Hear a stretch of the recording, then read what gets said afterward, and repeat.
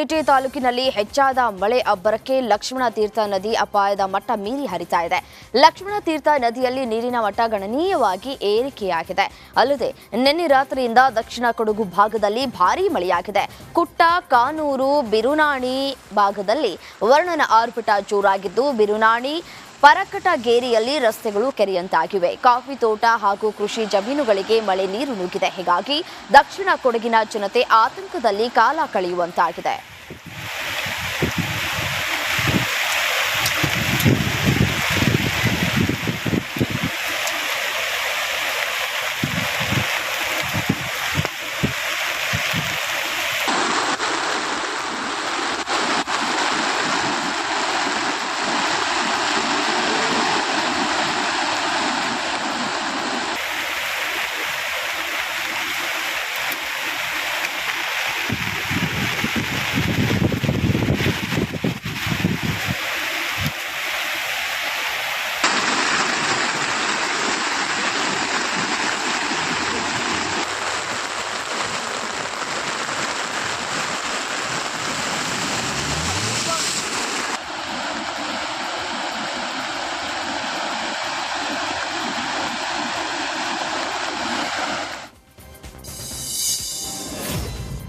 ಕೊಡಗಿನ ಪೊನ್ನಂಪೇಟೆ ತಾಲೂಕಿನಲ್ಲಿ ಧಾರಾಕಾರ ಮಳೆಯಾದ ಹಿನ್ನೆಲೆ ಶ್ರೀಮಂಗಲ ಕುಟ್ಟ ಮಾರ್ಗ ಬಂದ್ ಮಾಡಲಾಗಿದೆ. ಕೊಡಗಿನ ಜಿಲ್ಲಾಧಿಕಾರಿ ಸಂಚಾರ ನಿಷೇಧಿಸಿ ಆದೇಶವನ್ನು ಹೊರಡಿಸಿದ್ದಾರೆ.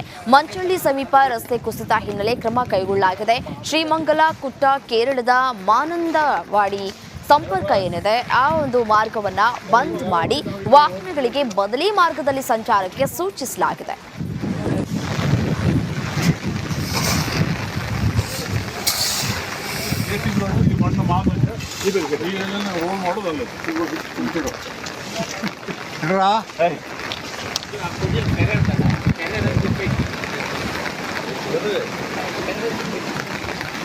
ಮಳೆಯಿಂದಾಗಿ ಮಾನಂದವಾಡಿ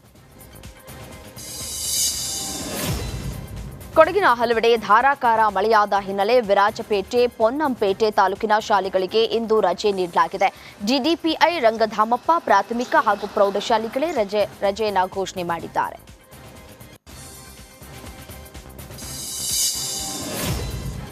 ಹಾಸನ ಸಕಲೇಶಪುರ ತಾಲೂಕಿನ ಯಡಕುಮೇರಿ, ಕಡಗರವಳ್ಳಿ ರೈಲ್ವೆ ನಿಲ್ದಾಣಗಳ ನಡುವೆ ಭೂಕುಸಿತವಾಗಿದೆ. ಹೀಗಾಗಿ ರೈಲ್ವೆ ಸಿಬ್ಬಂದಿ 3 ದಿನಗಳಿಂದ ಮಳೆಯನ್ನ ಲೆಕ್ಕಿಸದೆ ದುರಸ್ತಿ ಕಾರ್ಯಾಚರಣೆಯನ್ನು ನಡೆಸ್ತಾ ಇದ್ದಾರೆ. ರೈಲು ಮಾರ್ಗದ ಕೆಳಭಾಗದ ಮಣ್ಣು ಸುಮಾರು 500 ಮೀಟರ್ ಆಳಕ್ಕೆ ಕುಸಿದೋಗಿದೆ. ಹೀಗಾಗಿ ಆಗಸ್ಟ್ 3ರ ತನಕ ಈ ಮಾರ್ಗದ ಎಲ್ಲ ರೈಲು ಸಂಚಾರ ಬಂದ್ ಮಾಡಲಾಗಿದೆ. ಇನ್ನು 5 ದಿನಗಳು ಕಾಮಗಾರಿ ನಡೆಯೋ ಸಾಧ್ಯತೆ ಇದೆ. ಕಲ್ಲಿನ ಗೋಡೆ ನಿರ್ಮಿಸುವ ಕಾಮಗಾರಿಗೆ ಪ್ರಯತ್ನಿಸಲಾಗಿದೆ. 150ಕ್ಕೂ ಹೆಚ್ಚು ಸಿಬ್ಬಂದಿಗಳು ಕಾರ್ಯಾಚರಣೆಯನ್ನು ನಡೆಸ್ತಾ ಇದ್ದಾರೆ. ಮಲೆನಾಡಿನಲ್ಲಿ ಮುಂದುವರೆದಿದೆ ಮಳೆಯ ಅಬ್ಬರ. ಈ ಒಂದು ಮಳೆ ಅಬ್ಬರಕ್ಕೆ ಶಿವಮೊಗ್ಗದಲ್ಲಿನ ಚಕ್ರ ಡ್ಯಾಂ ಮೈದುಂಬಿ ಹರಿತಾ ಇದೆ. 579 ಮೀಟರ್ ಗರಿಷ್ಠ ಮಟ್ಟದ ಜಲಾಶಯ ಸಂಪೂರ್ಣ ಭರ್ತಿಯಾಗಿದೆ. ಚಕ್ರ ಜಲಾಶಯದ ವಿಹಂಗಮ ನೋಟ ನೋಡುವುದಕ್ಕೆ ಪ್ರವಾಸಿಗರ ದಂಡೆ ಹರಿದು ಬರ್ತಾ ಇದೆ. 300 ಅಡಿ ಎತ್ತರದಿಂದ ಧುಮ್ಮಿಕ್ತಾ ಇರುವ ಜಲಪಾತವನ್ನ ಕಂಡು ಪ್ರವಾಸಿಗರು ಫುಲ್ ಖುಷಿಯಾಗಿದ್ದಾರೆ.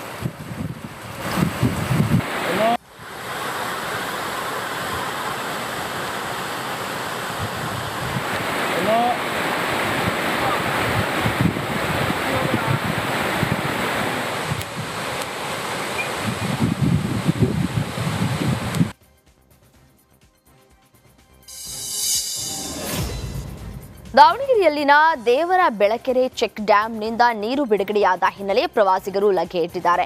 ರಭಸವಾಗಿ ಹರಿಯುವ ನೀರಲ್ಲಿ ಯುವಕರು ಹುಚ್ಚಾಟ ಮೆರೆದಿದ್ದಾರೆ. ಸ್ವಲ್ಪ ಯಾಮಾರಿದ್ರೂ ಶಿವನ ಪಾದ ಸೇರೋದು ಗ್ಯಾರಂಟಿ. ಯುವಕರು ಡ್ಯಾಂ ಗೇಟ್ನಿಂದ ಕೆಳಗೆ ಇಳಿದು ಹರಿಯುವ ನೀರಿನಲ್ಲಿ ಮೀನು ಹಿಡಿಯುವ ಹುಚ್ಚು ಸಾಹಸಕ್ಕೆ ಮುಂದಾಗಿದ್ದಾರೆ. 8 ಗೇಟ್ಗಳ ಮೂಲಕ ನೀರನ್ನು ಬಿಡುಗಡೆ ಮಾಡಲಾಗಿದ್ದು, ಸ್ವಲ್ಪ ಕಾಲ್ ಜಾರಿದ್ರೂ ನೀರಲ್ಲಿ ಕೊಚ್ಕೊಂಡು ಹೋಗುವ ಸಾಧ್ಯತೆ ಇದೆ.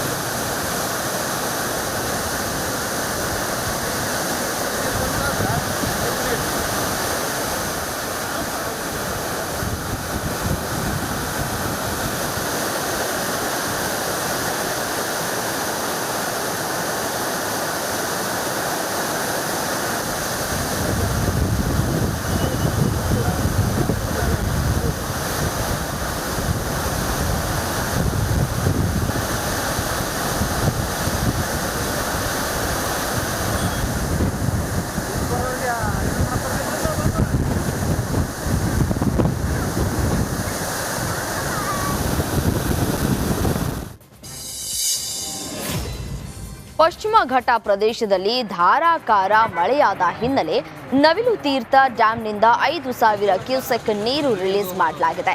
ಮಲಪ್ರಭಾ ನವಿಲು ತೀರ್ಥ ಡ್ಯಾಂನಿಂದ ನೀರು ಬಿಡುಗಡೆಯಾದ ಪರಿಣಾಮ ರಾಮದುರ್ಗ ಪಟ್ಟಣದ ಹಳೆ ಸೇತುವೆ ಜಲಾವೃತಗೊಂಡಿದೆ. ಇನ್ನು ಜಲಾವೃತಗೊಂಡ ಸೇತುವೆ ಮೇಲೆಯೇ ವಿದ್ಯಾರ್ಥಿಗಳು ಓಡಾಟವನ್ನ ನಡೆಸುವಂತಾಗಿದೆ.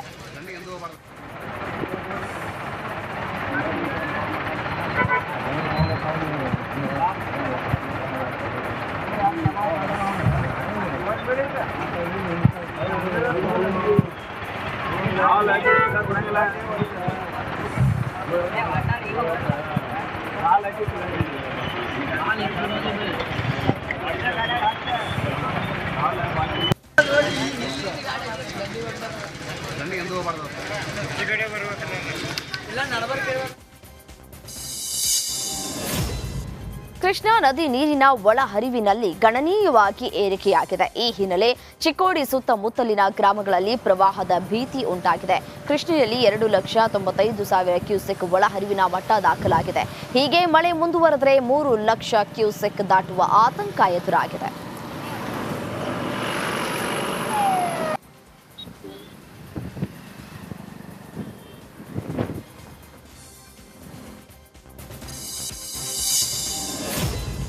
ಯಾದಗಿರಿಯ ಕೃಷ್ಣಾ ನದಿಯಲ್ಲಿ ಕೊಚ್ಚಿ ಹೋಗ್ತಾ ಇದ್ದ ವ್ಯಕ್ತಿಯನ್ನ ರಕ್ಷಣೆ ಮಾಡಲಾಗಿದೆ. ತೆಪ್ಪದ ಮೂಲಕ ಮೀನುಗಾರರು ವ್ಯಕ್ತಿಯನ್ನ ರಕ್ಷಿಸಿದ್ದಾರೆ. ಸುರಪುರದ ಬಂದೊಡ್ಡಿ ಸಮೀಪ ಯಮನಪ್ಪ ಎಂಬುವರನ್ನ ರಕ್ಷಿಸಲಾಗಿದೆ. ಪ್ರಾಣಾಪಾಯದಿಂದ ಪಾರಾದ ಯಮನಪ್ಪ ನಿಟ್ಟುಸಿರು ಬಿಟ್ಟಿದ್ದಾರೆ. ಮೀನುಗಾರರ ಕಾರ್ಯಕ್ಕೆ ಶಾಸಕ ರಾಜ ವೇಣುಗೋಪಾಲ ನಾಯಕ ಹಾಗೂ ಸ್ಥಳೀಯರು ಮೆಚ್ಚುಗೆಯನ್ನು ವ್ಯಕ್ತಪಡಿಸಿದ್ದಾರೆ.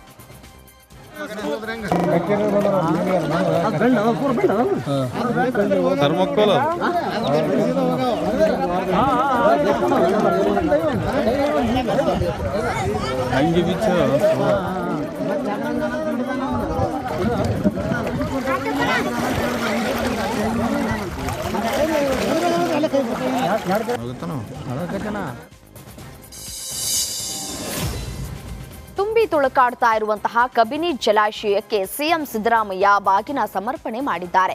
ಮಧುವಣಗಿತ್ತಿಯಂತೆ ಶೃಂಗಾರಗೊಂಡಿದ್ದ ಕಬಿನಿ ಜಲಾಶಯಕ್ಕೆ ಬೆಳಗ್ಗೆಯಿಂದಲೇ ವಿಶೇಷ ಪೂಜೆಯನ್ನು ಸಲ್ಲಿಕೆ ಮಾಡಲಾಯಿತು. ಅರ್ಚಕ ಕೆವಿ ಭಾಸ್ಕರ್ ನೇತೃತ್ವದಲ್ಲಿ 14 ಬಾಗಿನಗಳಿಗೆ ವಿಶೇಷ ಪೂಜೆ ಸಲ್ಲಿಕೆ ಮಾಡಲಾಗಿದೆ. ಸಿಎಂ ಸಿದ್ದರಾಮಯ್ಯ ಹಾಗೂ ಡಿಸಿಎಂ ಡಿಕೆ ಶಿವಕುಮಾರ್ ಶುಭ ಮುಹೂರ್ತದಲ್ಲಿ ಬಾಗಿನ ಸಮರ್ಪಿಸಿದ್ರು. ಈ ವೇಳೆ ಸಚಿವರಾದ ಡಾಕ್ಟರ್ ಎಚ್.ಸಿ. ಮಹದೇವಪ್ಪ, ಶಾಸಕರಾದ ಅನಿಲ್ ಚಿಕ್ಕಮಾದು, ರವಿಶಂಕರ್, ನರೇಂದ್ರ ಸ್ವಾಮಿ ಉಪಸ್ಥಿತರಿದ್ದರು.